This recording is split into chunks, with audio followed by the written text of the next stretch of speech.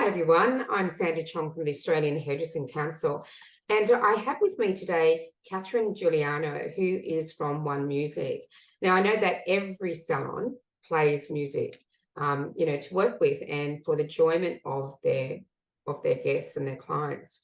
And so the Australian Hairdressing Council gets lots of questions like, what is OneMusic? I've got an invoice from them, and why is it that I have to pay for playing music in the salon? So I thought we'd invite Catherine in from OneMusic and actually ask these hard questions to her as well. Now, the thing is, who is Catherine? Well, she is the director of OneMusic Australia. Now, she's based in Sydney, but they do have offices around the country. She leads a large team of people whose job it is to make sure businesses have a license for the music that they use. Catherine's team looks after licensing needs of more than 100,000 Australian venues playing music from OneMusic's repertoire. Now, Catherine's not a musician herself, but many of her staff are musicians, and she has spent decades in the art and music industry here and in the UK. And over her career, Catherine estimates she has chatted to over 10,000 businesses, owners and managers about the value of music in their operation. So hi, Catherine, and thank you for having a chat with the Australian Hairdressing Council. And I've got lots of questions for you that I know that you'll answer for me. But the first one is, who's your favourite artist of all time? Yes, thank you, Sandy, firstly, for having me here. It's fantastic, and I welcome the opportunity to kind of educate and talk about something I'm passionate about, and dispel all the myths and provide some information and knowledge about music licensing. So yeah, I had to think about this question. My favourite artist of all time, I would think, is the Stone Roses. Oh, there you go. And why is that? Why is that? Because I enjoyed them in the 90s, and it brings, whenever I hear their music, it brings me back to a time of fun and freedom where so it's nostalgic, really. Youth. Okay. All right then. And so what's your favourite music venue in Australia? I think it's probably the Metro, which is in Sydney on George Street. That's probably my favourite venue, live music venue. Okay. I remember the days of the basement, actually, in Sydney. That was many, many years ago that I would go there too. So tell me, what made you want to work in the music industry? To be honest, I moved into the music industry by default, really. I started in TV, so I wanted to remain in the arts, but kind of have more of a 9 to 5, lifestyle. So I moved into music, and it was the best thing ever. And I was passionate about music, but it wasn't kind of a focus to work in the industry. And I've been in the industry now for 25 years. So I'm glad I made that move. Yeah.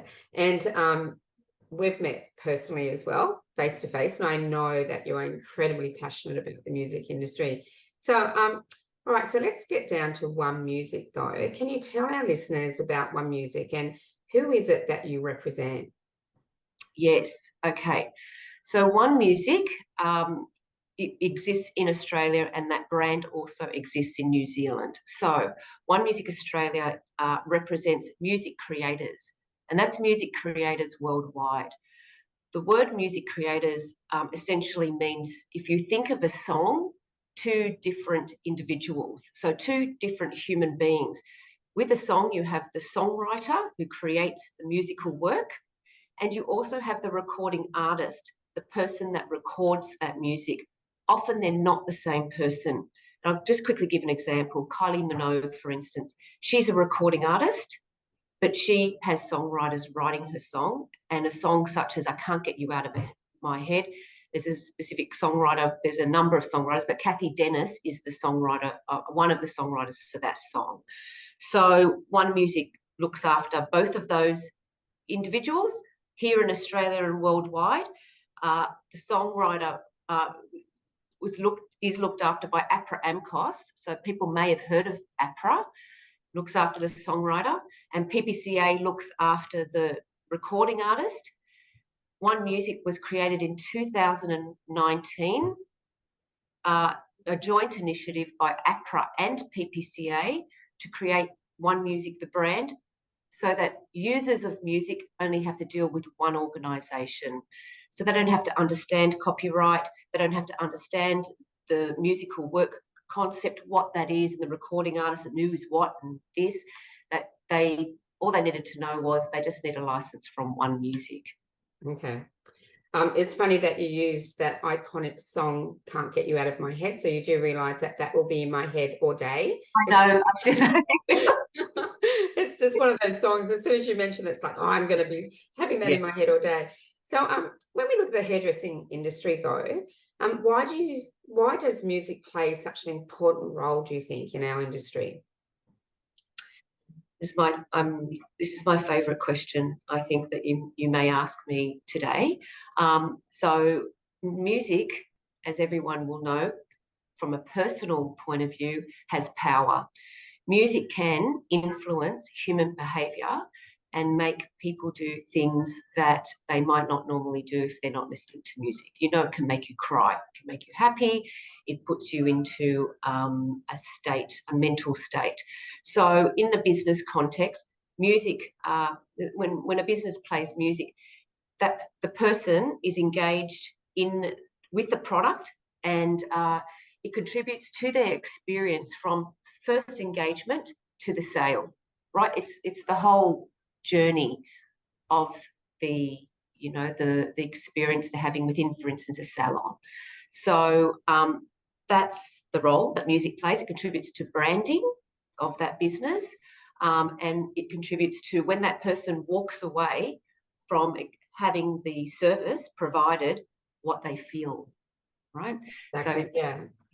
Yeah. And, you know, I know that I've even walked into a retail space and I've left because the music just did my head in. And I've gone in others where I've stayed because the music is so good. And I'm just quite happy to be there in that space. So it's interesting how it does affect your buying power as well. But so why do we have to pay fees, though, to OneMusic? I mean, and how do you work out those fees? Yeah. So APRA, which was one of the bodies that I mentioned, have been around since 1926. So when a person creates that piece of music, so Kylie and Kathy Dennis, for instance, we go back to the original example, they've got rights in the Copyright Act, and it was formalised in 1968 with the Australian Copyright Act. So they have a number of rights. One of them is public performance of music, which is OneMusic. OneMusic looks after the public performance. That's the official term in the Copyright Act. And that's where music is heard in a business. The auditory hearing of that piece of music, permission needs to be gained and acquired from the copyright owner, from Kathy and from Kylie, to be able to play that music. So those songwriters and performing artists have assigned their rights to OneMusic to license it on their behalf. So we hold that permission on their behalf. Hence, those businesses need to come to us to acquire a license, that permission to play the music, to publicly perform it in their business. And that's via any means, Sandy. So it could be a radio or TV, it could be a DJ live, it could be a streaming service. Doesn't matter how the music's played, that's just the word is played. Any device, by any means, it's just the hearing of it, is the permission needs to be gained. Okay, so why arrange music licensing then through OneMusic, the OneMusic team, say? Yeah, because it's simpler. So instead of a business going to every single copyright owner, so these days songs have a number of songwriters. There's not just one anymore. There's collaborations. So you have up to 10, 20 copyright owners for a piece of music. Technically, what you're meant to do, if you're playing it in your business, is to get permission from every single one. Yeah. So instead of that, we're the body that represents us. And so we're classified as non-profit. So what it is that you come to us, we give you the license, we take out an admin fee, and then we pay it out to the copyright owners as royalties. So they get payment for it, and that's why we exist. So we license businesses and we pay it out to royalties, because the Copyright Act says those creators deserve to be paid for their service. So who actually gets paid? Who gets paid? The songwriter and the performing artist. That's who we represent. It gets paid back to them because that's their product is like a haircut is a service. Yeah. So they're little business owners. Yeah. And, you know, I often liken it to our industry, where many in our industry do amazing, beautiful photo shoots. They cost thousands and thousands of dollars. And, you know, who owns that shoot? And if a salon down the road actually took that shoot and put in the front window, well, it's like, well, hang on, you didn't create that, you didn't pay for that, and so you can't do that. So, you know, I often use photo shoots that a salon has done as an example as to why, well, we have to pay for someone else who's made music, created music, and they own that product and we want to use it, so therefore we have to pay something. Yeah, and you know what, people might be asking, but I pay for my Spotify. Exactly. I pay for my CD. But what they've got to understand is what they're paying for is domestic use only, for their at home in the home and in their car, for instance. But they're not paying. It does not cover, and it says all over that product, by the way, but it's in small print, and it always has said it on CDs and vinyl and everything, not for public performance. So once that music is played in a business, that's where we step in. Okay. Well, just one last question then. How do you work out what our fees are? So if I own a business, how do you work out the fees? So how we work it out is we've been doing this for a long time, and it's interesting, and sometimes it's worked out by a government independent body called the Copyright Tribunal of Australia. They work it out, or we work with industry to work it out. So the way that the license for this industry is based on the size of the premise of where that music's heard. So it's only the auditory spaces of where the music's heard, and it's a metre squared, and it's in tiers. So it's paid by the size. So the bigger the business, the license fees is bigger, and the smaller it's smaller. Okay, that makes sense. And I know that with my salon, we paid in instalments. And so it wasn't one big fee or a fee for the year. I know you can pay that, but I know that I always paid in installments. So that sort of made it a lot easier on the cash flow as well. And we're actually moving into next year's space because we're getting a new CRM monthly instalments. But at the moment, it's quarterly, but we're hoping to move to monthly down the track. And one thing I will say about paying out the money is, because people might say, how do you pay it out? We do have a partnership with a business called Ordo, and it's a music recognition, and it's a device that can be plugged in, and it doesn't record the song. So I know people can record the conversations. No, it fingerprints. So it's a tech business that only fingerprints the first 10 seconds of every song, and then it matches it, and then we pay it out. So we can actually pay out what your salons are playing. Because at the moment we're working it out on radio airplay. We get full radio logs, and we get full Spotify and digital service logs, and we also get background music supplier logs.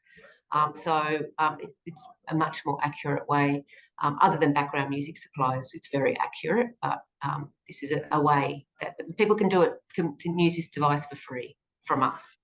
Well, that's really good to know. And look, I think you have answered a lot of the questions that come to the Australian Hairdressing Council from our salons that just really want to know, well, you know, who is OneMusic? Why do I have to pay it? You know, who are these people? All these questions come to us, and you've answered them all. So thank you so much for your time, Catherine, and thank you for being so passionate about the music industry, which we all love, obviously.